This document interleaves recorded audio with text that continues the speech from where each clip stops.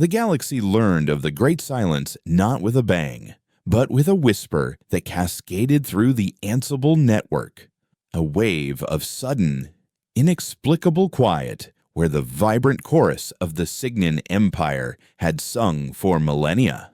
The star Cygni X1, a brilliant blue giant cradled within a Dyson sphere of breathtaking complexity, had simply gone out.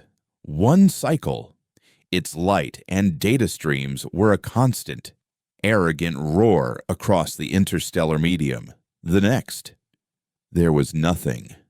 An entire civilization, numbering in the trillions, housed within a megastructure that was the envy of the Concordate, had vanished. The initial reaction was disbelief, a collective assumption of a catastrophic communications failure. But as days turned into weeks, and probe after probe sent to investigate the Cygnian system simply ceased transmitting as they crossed the system's edge, disbelief curdled into a primal, galactic fear. The theories were as numerous as the stars that remained. A novel form of stellar collapse, a quantum singularity, a technological accident on a scale so vast it was incomprehensible. No one, not in the hallowed halls of the Galactic Concordate on Meridian, nor in the grimy asteroid bars of the Outer Rim, considered it an act of aggression. To fell a Dyson sphere was impossible. It was like punching out a sun. There were no energy signatures of a weapon, no debris fields, no triumphant declarations of war. There was only a perfect chilling and absolute void. And in that void, humanity offered its quiet condolences. For 3 centuries, since their peaceful entry into the galactic community, this had been their role. They were the galaxy's sober-minded scholars, its patient diplomats, its unassuming artists.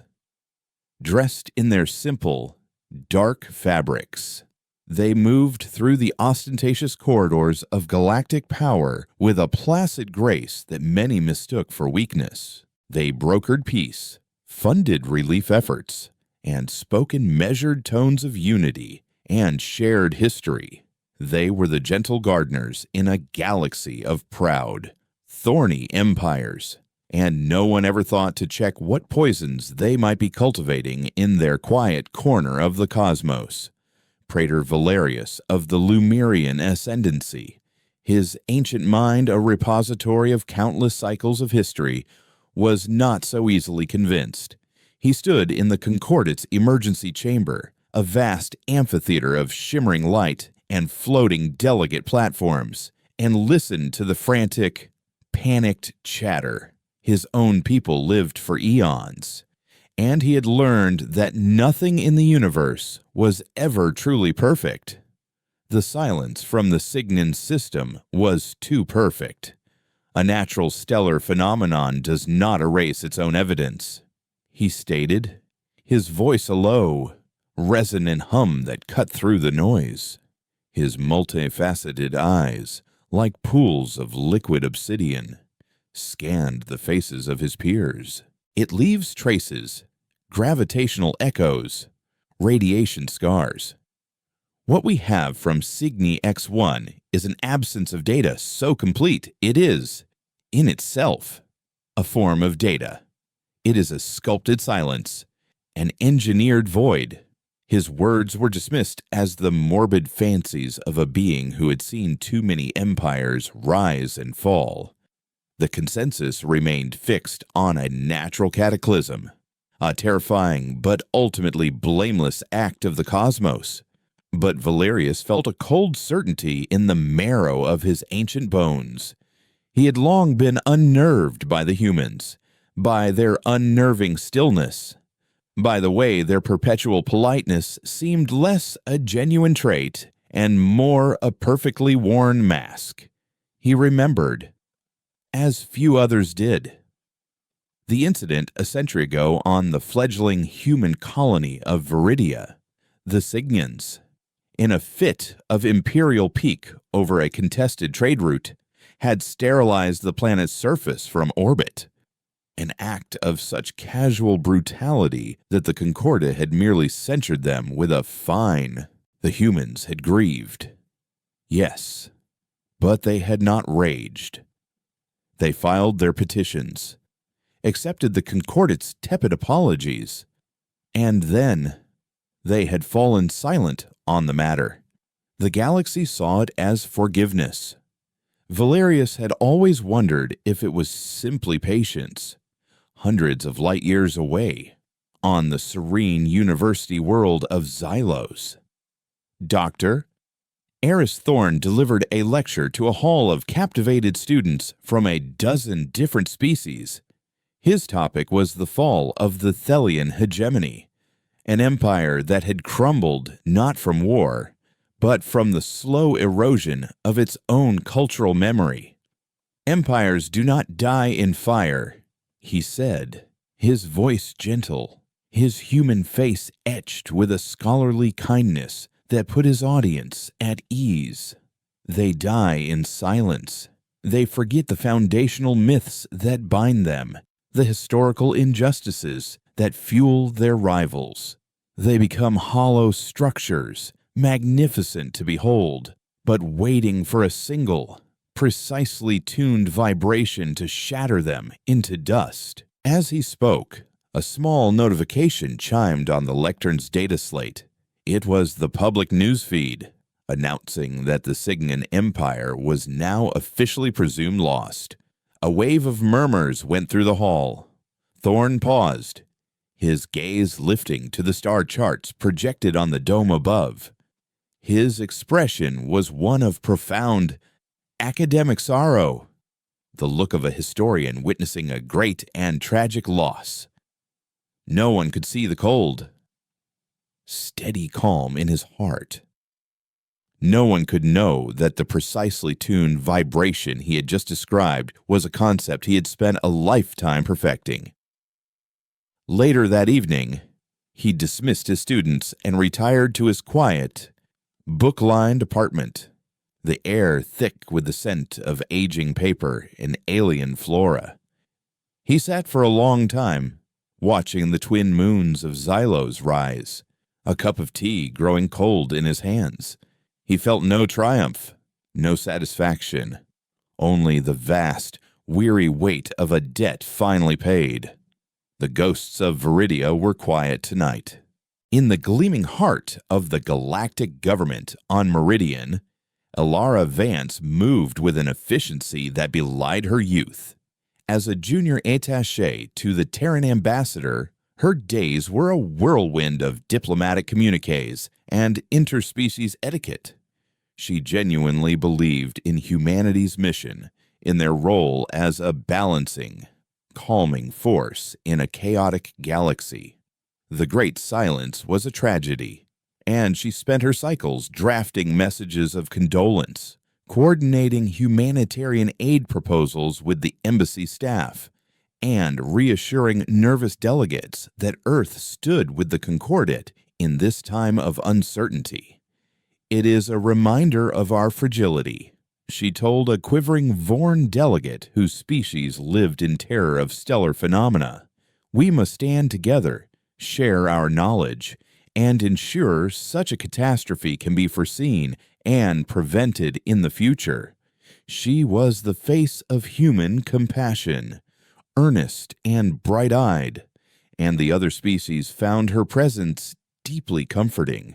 She saw the quiet dignity of her superiors, the calm resolve of Ambassador Corbin, and felt a profound sense of pride. They were the adults in a room of squabbling, emotional children, and she was honored to be one of them. She could never have imagined the nature of the secrets they guarded behind their serene smiles, nor the true, chilling purpose of the quiet work being done in hidden institutes back on Earth. Praetor Valerius, ignoring the official Concordate channels, requisitioned his private vessel and a team of his most trusted Lumerian analysts. He initiated a deep spectrum analysis of the cosmic microwave background radiation in the entire galactic quadrant surrounding the former Signan Empire. It was a fool's errand, like listening for a single dropped pin in the heart of a supernova. For weeks, his machine sifted through quintillions of data points, finding nothing but the background hum of creation. But Valerius was patient. He knew history, and history was a story of whispers, not shouts. On the 37th cycle of his search, they found it. A ghost in the machine. A single, impossibly faint resonance pattern. A sequence of structured decay so subtle it was almost statistically invisible. It was not energy. It was the shadow of an energy that had once been. A harmonic echo imprinted on space-time itself. It was deliberate, intelligent, and utterly alien. It did not match any known weapon, engine, or natural event. It was the resonant frequency of a song the universe was not meant to sing. The Lumerian's ancient mind raced. The signature was faint, degraded by time and distance, but it carried information. He tasked his analysts with tracing its temporal trajectory, with calculating not where it was now, but where it might have originated. Back in his study on Xylos, the soft lamplight illuminating the dense text of 1,000 books, Eris Thorne opened a hidden terminal. The screen glowed, not with words, but with a flowing, elegant cascade of mathematical formulae and complex waveform models. This was the interface for Project Requiem. He wasn't a soldier, he was a conductor, and his orchestra was composed of physics, history, and time. The weapon that had silenced the Signans was a century in the making. It was a virus, but not a biological one. It was a mimetic virus, encoded into a specific quantum frequency and broadcast from a hidden probe. It hadn't attacked the Dyson sphere or the Signans themselves. It had attacked their star. The frequency was designed to subtly alter the quantum entanglement of the star's core particles, infinitesimally accelerating the natural process of stellar decay. It was a gentle nudge, a whisper that told the star it was older than it thought. For 100 standard years, that whisper had echoed and amplified within the star's heart, a slow-acting poison that was indistinguishable from the background noise of the cosmos. The Signans, with all their technological might, had never looked for it, because they were looking for bombs and warships, not a lethal lullaby sung on a quantum frequency. Eris monitored the final decay readings, the last echoes of a star's death throe. The project was complete. The equation was balanced. A planet for a star, a civilization for a civilization. It was, he believed, a perfectly just and horrifyingly elegant solution. The hunt for a ghost had led Praetor Valerius down a rabbit hole of galactic history. The trajectory of the quantum echo was ancient, a century old. It pointed not to a military installation or a known fleet position, but to a barren, forgotten sector of space near the old Signan-Terran border. Cross-referencing the concordant archives, a dusty, mostly ignored digital repository, he found a single entry, 100 years ago at a Terran astronomical survey. The T. Kepler had spent 2 years in that sector cataloging stellar nurseries before being decommissioned. It was a civilian science vessel, a historical footnote, a coincidence. But Valerius did not believe in coincidences. A human science ship, operating in the right place, at the right time, just after the Viridia atrocity. It was a thread, thin and fragile, but it was the only one he had. He knew he could not approach the Terran ambassador directly. They would bury him in procedure and polite denials. He needed an expert, someone outside the political sphere who could provide context, someone who could tell him about this old survey mission, about the historical tensions of that era, about the humans themselves. He needed a historian. His aide compiled a list of the galaxy's most renowned experts on interspecies history and cultural studies.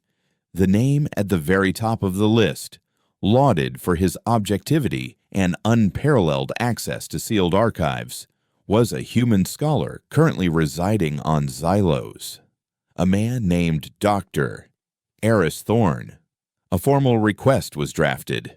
Elara Vance received it on her terminal at the Terran Embassy. It was from the office of Praetor Valerius, a highly respected figure. The request was simple. The Praetor was conducting historical research into stellar phenomena and wished to consult with Dr. Thorne regarding the navigational records of the decommissioned survey ship Kepler. Elara saw it as a wonderful opportunity. One of humanity's finest minds collaborating with a venerable Lumerian Praetor. It was a testament to Earth's commitment to academic openness and galactic cooperation. She processed the request with a smile, forwarding the official invitation to Dr. Thorne's university and attaching a personal note encouraging his participation. She felt a swell of pride, picturing the two great intellects sharing knowledge, working together to unravel one of the galaxy's mysteries. She had absolutely no idea she was setting a trap. On Xylos. The invitation materialized on Eris Thorne's terminal. He read the Praetor's name, the mention of the Kepler, the polite request for a consultation. He stood motionless for a very long time. The only sound in the room, the quiet hum of the environmental controls. His face, as always, was a mask of calm, scholarly composure. But his heart had become a block of ice in his chest. The historian, the keeper of secrets, was about to be treated as a historical artifact himself. The whisper he had unleashed upon the galaxy a century ago was finally beginning to echo back. Dr. Eris Thorne accepted the invitation. To decline would be an anomaly, a deviation from the persona of the open, collaborative human academic he had cultivated for decades. Suspicion, once planted, was a weed that grew best in the soil of the unexplained, and so he packed a single travel case filled with data slates, a change of his simple Xylos woven clothes, and the complete, unredacted historical records of the Terran survey ship Kepler records he himself had personally archived 30 years ago. As he boarded the diplomatic shuttle that would ferry him to the Lumerian Praetor's vessel, he felt a profound sense of temporal dislocation. The past was no longer a settled land to be studied from a safe distance. It was a rising tide, and he was standing on the shore. He felt no fear, only a deep, intellectual curiosity about the coming confrontation. It was, in its own way, the final chapter of his research, a live peer review of his life's most secret and terrible work. The journey was silent and smooth, the shuttle a sterile bubble gliding through the majestic, star-dusted tapestry of the galaxy. He spent the time reading, not history, but poetry, ancient human verse about the sea, about patience, about the slow, grinding power of water against stone. It was a useful meditation. On Meridian, Elara Vance was tasked with accompanying Dr. Thorne as the official liaison from the Terran Embassy. Ambassador Corbin had been explicit in his instructions. Praetor Valerius is an old and respected friend, he'd said, his face a perfect picture of avuncular diplomacy. But he is also thorough. Your presence will ensure the consultation remains a friendly exchange of academic knowledge not an interrogation. You are there to be helpful, Elara, to be a pleasant, unobtrusive symbol of Terran transparency. Elara was thrilled. She had read Dr. Thorne's public works and considered him a living legend. To be in the same room, to facilitate a dialogue between two of the galaxy's great minds, was a profound honor. She met Thorne at the docking bay of the Praetor's ship, the Stellograph, a vessel as ancient and austere as its owner. It was a Lumerian ship, all dark, non-reflective surfaces, and silent, gravitic corridors, a stark contrast to the bright, open architecture favored by humans. Doctor? Thorne greeted her with a warm, grandfatherly smile that instantly put her at ease. Miss Vance, he said, his voice a gentle baritone. A pleasure to have a fellow human so far from home. As they were escorted by silent Lumerian attendants through the ship's somber hallways, Elara felt a surge of unity. They were a team, representing the best of their species, its intellect, and its diplomacy. Praetor Valerius received them not in a formal meeting room, but in his private astrometrics observatory. The chamber was a sphere of absolute black, the only light coming from the holographic star chart that filled its center, a slowly rotating three-dimensional ghost of the Cygnian quadrant. Valerius himself was a tall, impossibly slender figure, his dark robes seeming to drink the light around him, his multifaceted eyes, which saw in spectrums Elara couldn't even conceive of, fixed on Thorne with an unnerving intensity. Dr. Thorne. Valerius's voice hummed, the sound resonating in the very air. Thank you for coming. And Miss Vance, your embassy is most gracious. Elara offered a polite diplomatic pleasantry, but Thorne simply inclined his head. The pursuit of knowledge honors us all. Praetor, how may I be of service? The game had begun. For the first few hours, it was exactly what Elara had expected, a fascinating historical discussion. Valerius, with his encyclopedic memory, and Thorne, with his nuanced understanding of context, dissected the political and economic climate of a century past. They spoke of the Cygnian Empire's expansionism, the Concordate's appeasement policies, and the fledgling Terran Republic's struggle for recognition. Thorne opened his files, projecting the Kepler's original survey routes and sensor logs into the holographic star field. He was the perfect scholar, pointing out anomalies in stellar nursery gas clouds, discussing the ship's mundane scientific mission, and painting a picture of a routine, uneventful expedition. He was burying the Praetor in a mountain of irrelevant, unimpeachable truth. Valerius listened with infinite patience, his obsidian eyes never wavering from Thorne. He let the human talk, let him build his fortress of facts.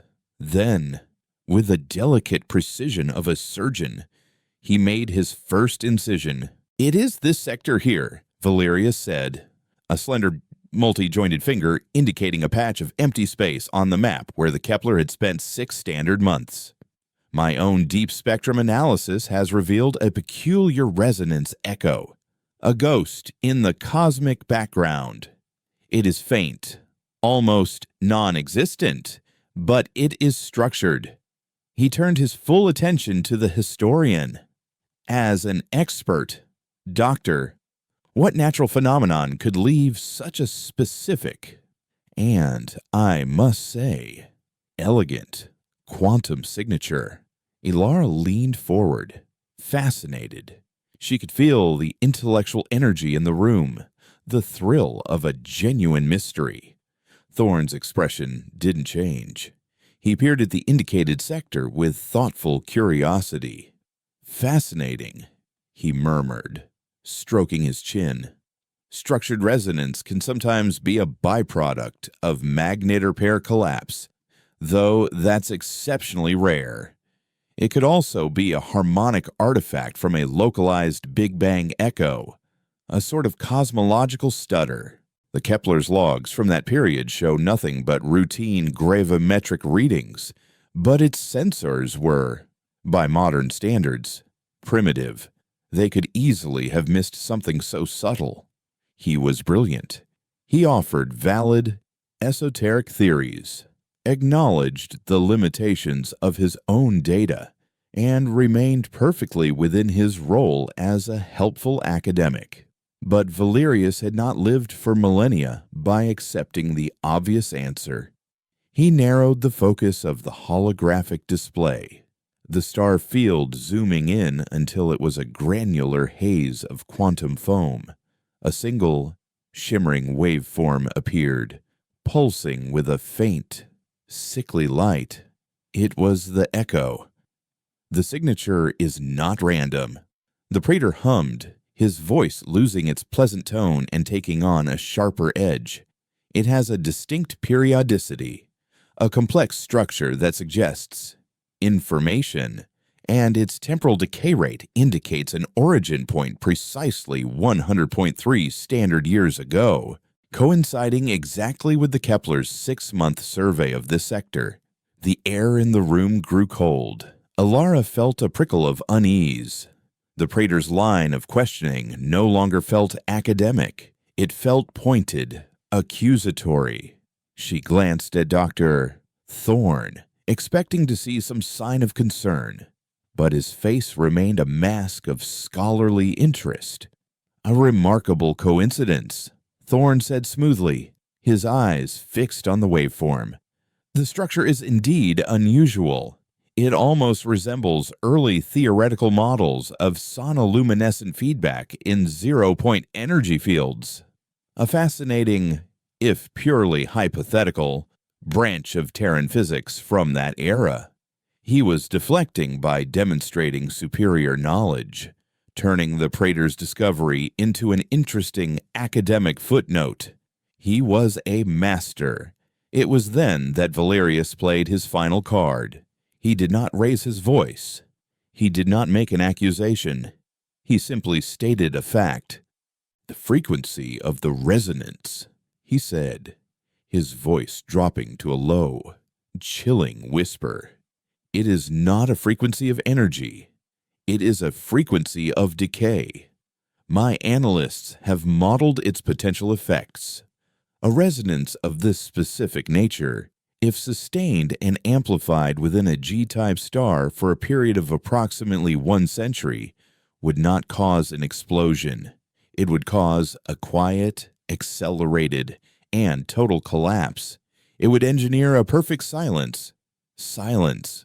The word hung in the black, star-filled room like a shroud.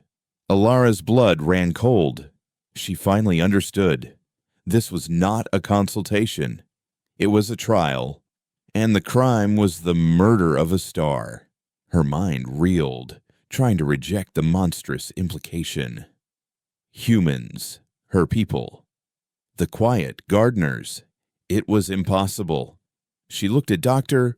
Thorne, her heart pounding, expecting praying to see outrage, shock, denial. But Eris Thorne did not look shocked.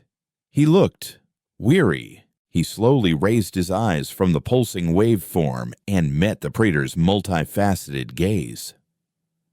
A long moment passed, a silent conversation between two ancient minds, one who had discovered the weapon and the other who had forged it. Elara felt like she was suffocating in the vacuum between them. Finally, Thorne spoke. His voice was not the warm, gentle tone of the academic, but something older, colder, and harder than neutronium. "Praetor," he said softly, "you spoke of a hypothetical branch of Terran physics. It is a field predicated on the idea that history, like the universe itself, has a fundamental resonance.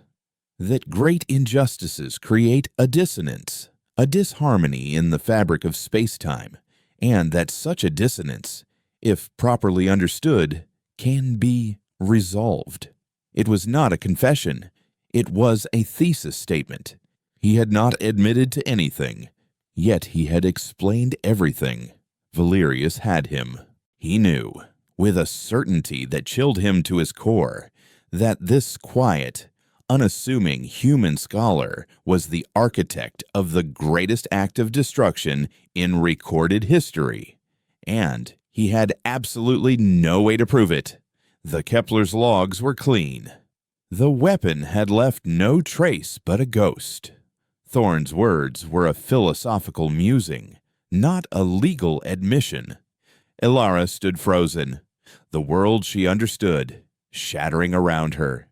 The kind academic, the polite ambassador, the peaceful human race, it was all a lie, a beautifully constructed mask to hide the cold, patient monster that waited underneath. The Great Silence was not a natural disaster. It was an act of vengeance, 100 years in the planning. It was a history lesson, delivered on a cosmic scale. And Praetor Valerius realized with dawning horror that if the humans were capable of this, their first quiet act of retribution, what would they be capable of for their second the meeting was over? The Silent War had just begun. The return journey to Meridian was a study in oppressive silence. Elara Vance sat across from Dr. Thorn in the sterile cabin of the diplomatic shuttle, the chasm between them now wider than the star-flecked void outside the viewport. The kind, grandfatherly scholar had vanished, replaced by a man who was an enigma, a living embodiment of a history she had never been taught. She wanted to scream, to demand answers, to denounce him. But what could she say? He had admitted nothing. The praetor had proven nothing. There was only the chilling, monstrous implication that hung in the air between them, a truth as undeniable and as intangible as gravity. Thorn, for his part, had returned to his book of ancient poetry, his face a mask of serene concentration, as if he were merely a traveler returning from a stimulating academic debate. Elara watched him, a knot of ice forming in her stomach. His calmness was more terrifying than any open threat. It was the calm of a man who had weighed the life of a star system on a set of cosmic scales and found it wanting. It was the calm of absolute, unshakable conviction. Upon their arrival at the Terran embassy, Ambassador Corbin was waiting for them. He greeted Elara with a warm smile, but his eyes, for a fleeting instant, met Thorn's over her shoulder, and in that glance, a silent volume was exchanged. "Elara, thank you for your service," Corbin said smoothly. "Your report will be a valuable addition to the official record of this consultation." It was a dismissal, polite and final. As she walked away down the gleaming corridor, her mind numb, she heard Corbin's voice, softer now, addressed to the historian. "Eris, it has been a long time. Let's have a cup of tea." The door to the ambassador's private office closed, and Elara was left alone with the ruins of her worldview. The embassy, once a symbol of peace and openness, now felt like a tomb, a place of beautiful lies and buried truths. She realized with a sickening lurch that she had not been a liaison. She had been a prop, a wide-eyed, innocent human face to present to the galaxy, a living symbol of the very deception she was now a part of. The thought was a physical blow, leaving her breathless and disoriented in the silent, pristine hallway. Behind the closed door, the pretense of diplomacy evaporated. Corbin's office was Spartan, dominated by a single, large window that overlooked the sprawling, alien architecture of Meridian. He poured 2 cups of Earl Grey, a deliberately anachronistic ritual they had maintained for over 50 years. Valerius Corbin asked, his voice low. "He knows." Thorn replied simply, taking the offered cup, not in a way he can prove, not in a way the Concordat would ever act upon, but he knows. He found the echo. Corbin sighed, the sound barely audible. He sat down opposite Thorn. The vastness of the galactic capital spread out behind him. It was a calculated risk. We knew the resonance signature would decay, but we could never be certain it would fade to absolute zero. A ghost in the machine was always a possibility. He looked at his old friend, his expression a mixture of weariness and respect. After a century. Eris. He found it after a century. The Lumerians are nothing if not persistent. Thorn took a slow sip of his tea. He is not the true threat. He is an old man haunted by history. The true threat is what he does with his ghosts. Praetor Valerius did not return to the Concordat council chambers with accusations. To do so without proof would be seen as paranoia, an old Lumerian's vendetta against the upstart humans. It would be dismissed. And worse, it would warn the humans that they were being watched. He could not fight them in the open. Not yet. He had to fight them in the shadows, with their own weapons, patience, subtlety, and information. He sealed the records of his investigation, classifying them under a level of Lumerian security so high that only his direct successor could ever access them. Then, he began to build a network. He reached out not to governments or militaries, but to individuals. An aging spy master of the reptilian Zarthani, whose empire had been subtly outmaneuvered by human diplomats in a trade dispute decades ago. A disgraced Carthaginian fleet admiral who had always found Terran fleet movements suspiciously efficient, almost prescient. A reclusive Xylosian data prophet who had noticed statistically impossible patterns of economic and social stability in human-controlled sectors.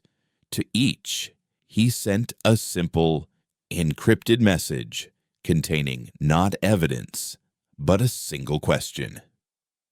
Have you ever wondered why the quiet ones are always listening? It was a seed of doubt, planted in fertile ground. A quiet conspiracy to counter a silent war. Elara's life at the embassy became a waking dream, a performance she had not realized she was cast in. She continued her duties, drafting communiques, attending diplomatic functions, smiling her earnest, human smile. But now, she saw the world through new, cynical eyes. She saw the hidden meanings in Ambassador Corbin's polite words, the calculated precision in humanity's humanitarian aid proposals. She noticed how Terran relief efforts in a crisis zone always, coincidentally, resulted in favorable infrastructure contracts. She saw how human cultural exchange programs subtly introduced Terran philosophical concepts of balance and long-term consequence into alien societies, a form of intellectual colonialism that was nearly invisible. She was living inside the weapon, and the most terrifying part was its elegance, its perfection. Humanity wasn't conquering the galaxy, it was tending to it, pruning it, shaping it to its will. And the galaxy was thanking them for it. The lie was so comprehensive, so beautifully maintained, that she began to doubt her own sanity. Was the truth she had witnessed in the Praetor's observatory real? Or was it a paranoid fantasy? Her breaking point came during a review of a new trade proposal with the Grithar, a species of silicon-based life forms who controlled the majority of the galaxy's raw neutronium production. The treaty was being lauded as a triumph of Terran diplomacy. offering the Gurthar unprecedented technological and medical aid in exchange for a small, long-term discount on neutronium exports. On the surface, it was an act of profound generosity. But Elara, her mind now attuned to the hidden frequencies of human strategy, decided to dig deeper. She spent a week in the embassy archives, cross-referencing the proposal with geological surveys, stellar charts, and restricted anthropological studies of the Gurthar. What she found made her blood turn to ice water. The primary Gurthar colony was located on a geologically unstable moon orbiting a gas giant. The medical aid the treaty offered was tailored to treat the specific radiological ailments that would result from long-term exposure to a failing planetary magnetic field. The technological aid was primarily focused on deep-core mining equipment, capable of extracting neutronium at depths the Gurthar could not yet reach. And the stellar charts, when analyzed with predictive software, showed that the gas giant's magnetosphere was projected to collapse, not catastrophically, but slowly, over the next 50 years, rendering the moon's surface uninhabitable. Humanity was not offering a trade deal. They were offering an evacuation plan. In 50 years, the Gurthar would be a refugee species, their entire civilization dependent on human goodwill and technology, and Earth would have secured a monopoly on the most strategic military resource in the galaxy. And the Gurthar would see the humans not as manipulators, but as saviors. That night, Elara did something she never thought she would do. She betrayed her species. Using a series of encrypted anonymizing relays she had learned about from a paranoid security officer, she sent a single, untraceable message. It contained no names, no accusations. It was just the Gurthar trade proposal, her own research data, and a copy of the predictive stellar analysis. She sent it to the only person in the galaxy she thought might understand. The only person who might be able to see the truth behind the beautiful lie. She sent it to Praetor Valerius. Then she went back to her quarters, her hands trembling, and deleted every trace of her actions. She sat in the dark, the glittering lights of Meridian mocking her through the window. She had just declared war on her own people, a war of whispers and data files, and she knew, with a chilling certainty, that she was unlikely to survive it. But for the first time since leaving the Praetor's ship, she felt a flicker of something other than despair. She felt a spark of defiance. The quiet ones were used to listening. It was time they learned what it felt like to be heard. Praetor Valerius received the anonymous data packet on his private, quantum-encrypted server. It arrived without ceremony, a ghost in his machine, just as the quantum echo had been a ghost in the cosmos. As his analyst decrypted the layers of information, a grim, cold clarity settled over him. The Gurthar Treaty, when viewed through the lens of the accompanying stellar and geological projections, was not a document of commerce.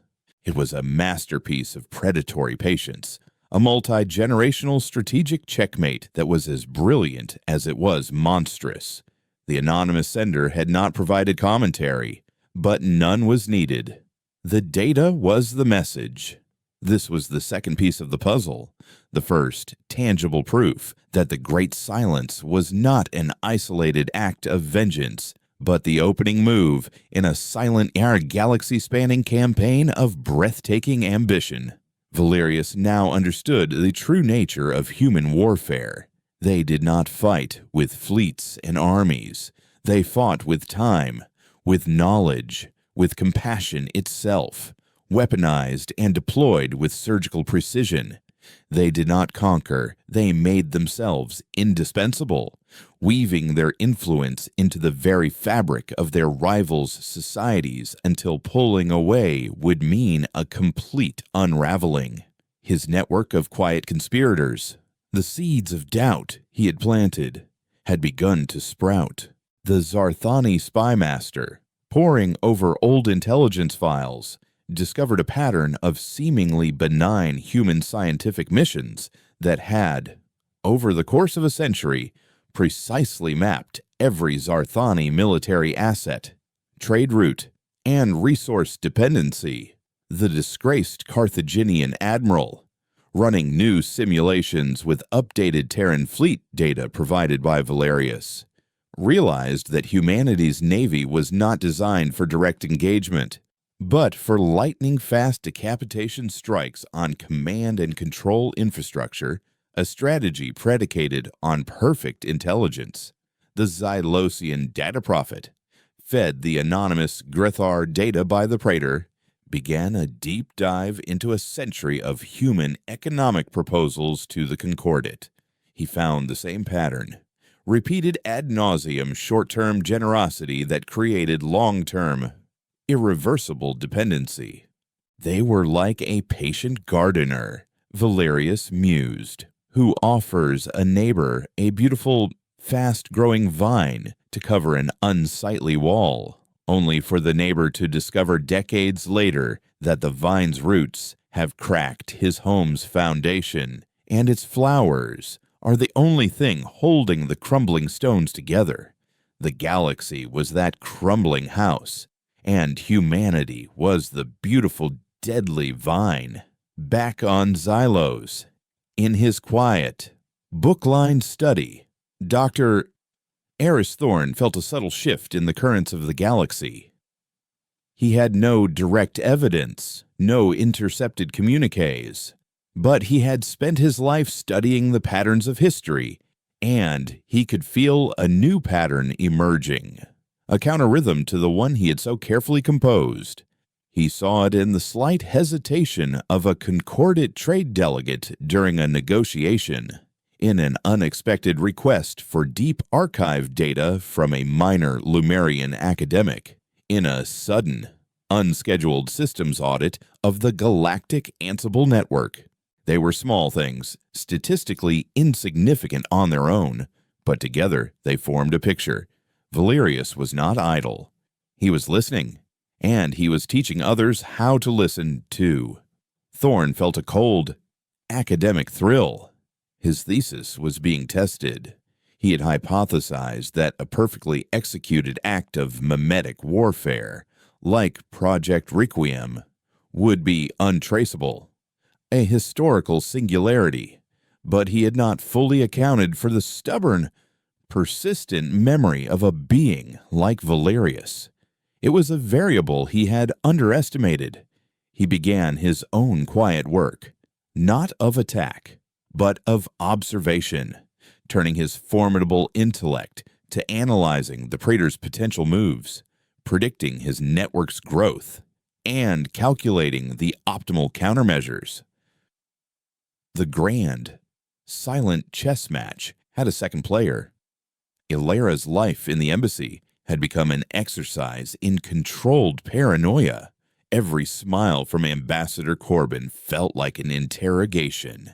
Every polite inquiry about her well-being a veiled threat. She lived in constant fear of discovery, of a quiet reassignment to a listening post on a frozen moon, or worse. Yet, she continued her work, using her position as an unassuming junior attaché to gather more information. She was the perfect spy, hiding in plain sight, her earnest belief in the old human ideals serving as the perfect cover. She compiled files on humanitarian projects that were, in reality, sophisticated intelligence-gathering operations. She documented cultural exchanges that were mimetic infiltration programs. She became a silent archivist of her species' quiet crimes, smuggling the data out in encrypted fragments. feeding the growing fire of Praetor Valerius's Shadow Coalition. She knew that each data packet she sent was a spin of the chamber in a game of Russian roulette. But she could not stop. The truth, once seen, could not be unseen. She was fighting for the soul of the galaxy, and perhaps for the soul of humanity itself. The first overt move came not from the humans or the Lumerians, but from the Grithar, armed with the Praetor's anonymous warning and their own subsequent frantic analysis. The Grithar leadership did something unprecedented. They publicly and politely declined the Terran Trade Treaty. They gave no specific reason, citing only a need to focus on internal development. To the galactic community, it was a minor diplomatic stumble, a curious but insignificant event. But in the quiet halls of power, it was a thunderclap.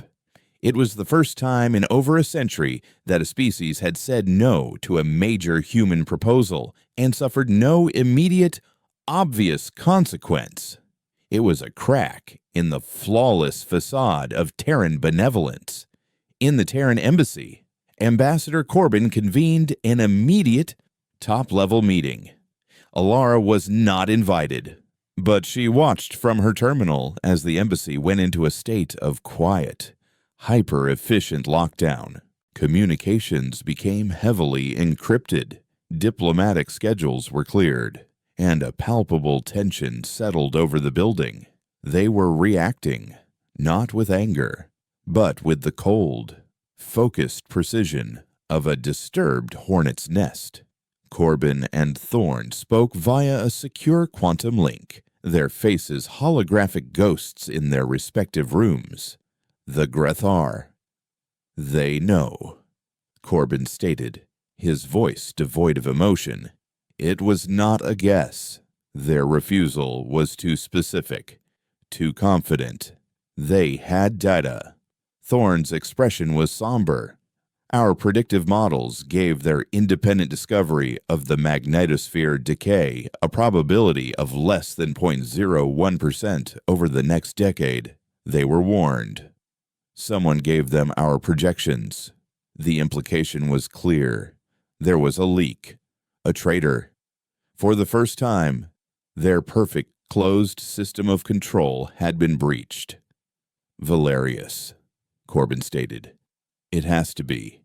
He's been moving in the shadows since your meeting. Thorn nodded slowly.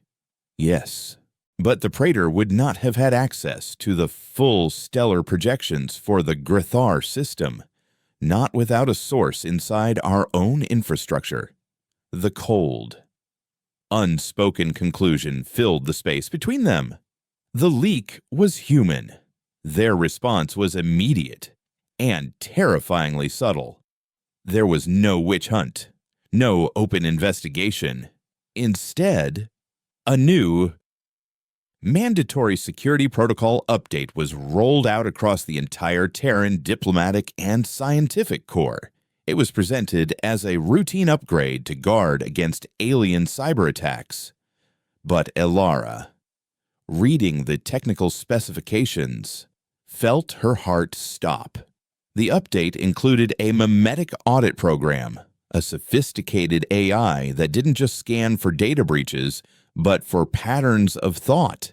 It analyzed an individual's communications, their research queries, their archival access, even the subtle hesitations in their typing to search for signs of ideological dissonance. It was a loyalty test that read your soul. The program was designed to flag individuals whose thought patterns deviated from the established strategic doctrine.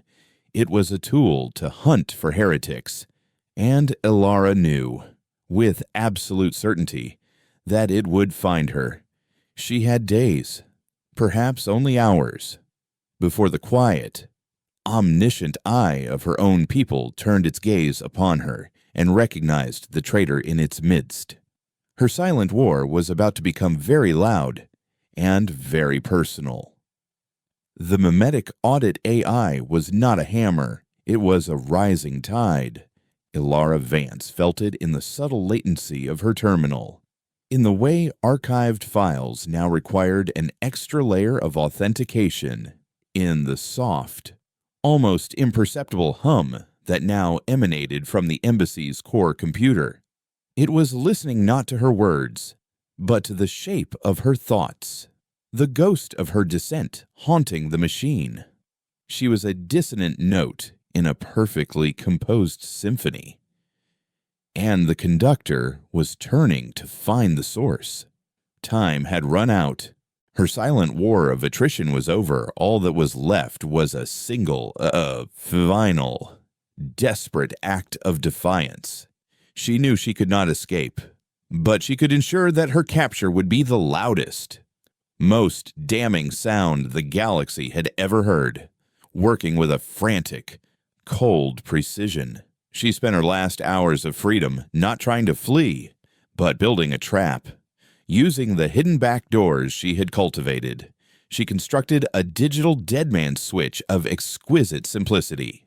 It was a single, tightly bundled data packet containing every piece of evidence she had ever compiled: the Grithfar projections, the analysis of Project Requiem, the intelligence on dozens of other long-term manipulation schemes.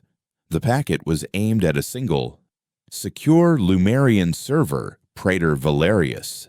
The trigger was not a timer or a command. The trigger was the mimetic audit AI itself. The moment the system officially flagged her for terminal ideological dissonance and initiated the protocol for her detainment, it would simultaneously execute the command to send her life's work to the one being who could use it. The system designed to silence her would be the herald of her truth. With the trap set, she initiated the final phase. She requested an urgent and private audience with Ambassador Corbin, citing a deep crisis of faith and a need for guidance. It was the perfect bait. To the system, it would appear as a final, desperate wavering, the last flicker of a dying loyalty. To Corbin, it would be an opportunity to gently but firmly guide a straying lamb back into the fold, reinforcing the very doctrine she sought to expose. He granted the meeting immediately, his holographic image shimmering to life in her small, sterile office. The air itself seemed to crackle with unseen energy. The AI was listening. "Ambassador," Elara began, her voice trembling with practiced fear and genuine adrenaline. I have to understand. The Grithar. I saw the projections. Praetor Valerius's accusations about the Tignians. He called it an engineered silence. I have served faithfully. I have believed in our mission to bring peace and stability. But these things, they feel like a different kind of peace. A peace born of fear. She let a tear trace a path down her cheek, a perfect performance of a broken idealist. Ambassador Corbin's face softened with a look of paternalistic sympathy. It was a look she now recognized as a weapon. "Elara," he said, his voice a soothing balm. "You're looking at the brush strokes and missing the masterpiece. Do you think the galaxy is a kind place? We were the quiet ones, the reasonable ones, and, for our troubles, they gave us Viridia. They burned a world because it was inconvenient. The Concordat did nothing. That was the day we learned that peace cannot be requested. Stability cannot be negotiated. It must, on occasion, be imposed." "Imposed," she whispered, feeding him the word. "The galaxy is a chaotic system. Elara. It trends towards self-destruction, towards short-sighted greed and tribal violence. We are not conquerors. We are gardeners. We prune the branches that threaten the health of the tree." The Signans were a cancer, growing unchecked. Their removal was not an act of war. It was an act of galactic hygiene. The Girthar are being guided away from a future that would destroy them and destabilize a vital resource chain. We are thinking on a scale of centuries, of millennia. We are creating a foundation for a true, lasting peace, a peace that is not left to the whims of emotional, short-lived empires, a peace built on the bedrock of absolute, predictable order. As he spoke, a small, crimson icon began to blink in the corner of Elara's vision, visible only to her. The AI had found her. Terminal dissonance detected. Protocol initiated. Her heart hammered against her ribs. The packet was gone. The trap was sprung. Corbin was still speaking. What you see as fear, Elara, is simply respect for consequence.